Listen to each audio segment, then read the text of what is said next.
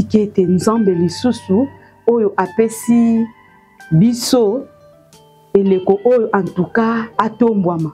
Mama Flavie Maleko azabongo présidente lisanga ya ba mama nyonso ya makasi ya bokasi ya mboka na biso Congo Central. Kozala na politique elingi kolobaka kateke fozala honorable non.